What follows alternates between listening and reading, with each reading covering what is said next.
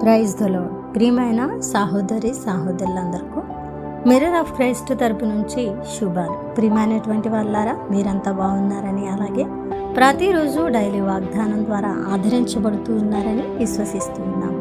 విన్న వాక్యాలను తప్పకుండా షేర్ చేయండి, పరిచర్యకు సహకరించండి. మరి ఈరోజు దేవుడు మనతో మాట్లాడుతూ ఉన్న బలమైన వాగ్దానాన్ని ధ్యానం చేసి మన జీవితంలో పెట్టుకుని ఫలించే వారముగా ఉండాలి. కీర్తనల గ్రంథము 94వ అధ్యాయము 13వ వచనం. నీతిమంతుల కష్ట దినములను పోగొట్టి వారికి నెమ్మది కలుగజేయదు. దేవుని నామానికి మహిమ కలుగునుగాక.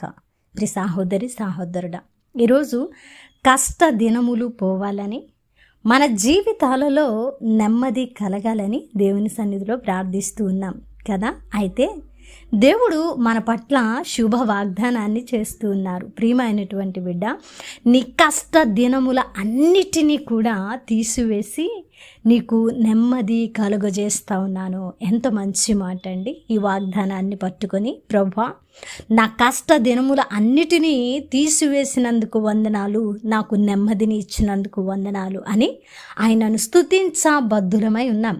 అయితే అన్నిటికంటే ముఖ్యంగా ఆలోచన చేయవలసిన విషయం ఏమిటి అంటే, మరి దేవుడు ఎవరి పట్ల ఈ వాగ్దానాన్ని నెరవేరుస్తానన్నారు అంటే, నీతిమంతుల మధ్యలో.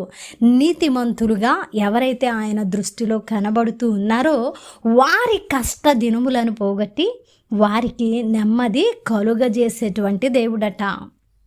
ప్రియమైనటువంటి వాళ్ళారా, ఈ వాగ్దానము నా కోసమే అని అనుకుంటున్న మనము ఎవరమైనా సరే, మనము మొదటిగా దైవిక ఆజ్ఞను పాటిస్తూ ఉన్నామా?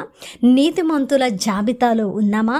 నిజంగా నీతిమంతుల కష్ట దినములను పోగొట్టి వారికి నెమ్మది కలుగజేసే దేవుడుగా ఆయన ఉన్నందున ఆ నీతిమంతుల జాబితాలో నేనున్నానా అని హృదయ పరిశీలన చేసుకుందాం. హృదయాన్ని పరిశీలించుకున్నప్పుడు నిజంగా గుండె మీద చెయ్యి వేసుకొని ధైర్యంగా ఈ వాగ్దానము నా కోసమే అని మనకు అనిపించిందంటే నిజంగా మనము నీతిమంతులుగా ఆయన సన్నిధిలో ప్రార్థిస్తూ ఉన్నామని అర్థం. ఒకవేళ మనము నీతిమంతులుగా లేకపోతే మన హృదయము మన మీద దోషారోపణ చేస్తూ ఉంటుంది. ప్రియమైనటువంటి వాళ్ళారా, మన నీతియుక్తమైన భక్తి మనకు, మరి దేవునికి అపవాదికి బాగా తెలుసండి. మన హృదయము ఎలాగున ఉన్నదో బయట వ్యక్తులకు తెలియకపోవచ్చు, కానీ ఒకవేళ నటిస్తే, ఒకవేళ మనము ఒక భక్తి పరులము అనేటువంటి ముసుగు తగిలించుకుంటే బయట వారికి మన ప్రవర్తన తెలియకపోవచ్చు, కానీ సర్వ సృష్టికర్తకు ఆయన కనులకు తేటగా కనిపిస్తూ ఉన్నదట.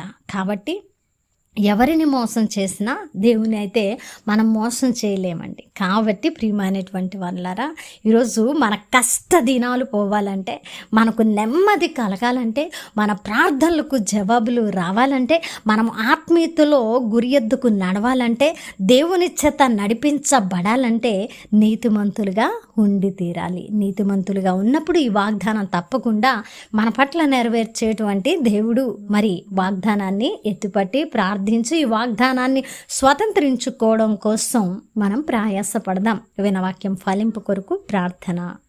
పరిశుద్ధుడా, ప్రేమ కలిగిన తండ్రి, అద్భుతమైన వాక్కు చేత మాతో మాట్లాడారు. అవునయ్య, నీతిమంతులుగా మేముంటే మా కష్ట దినములను పోగొట్టి మాకు నెమ్మదిని దయచేస్తానని వాగ్దానం ఇచ్చారు.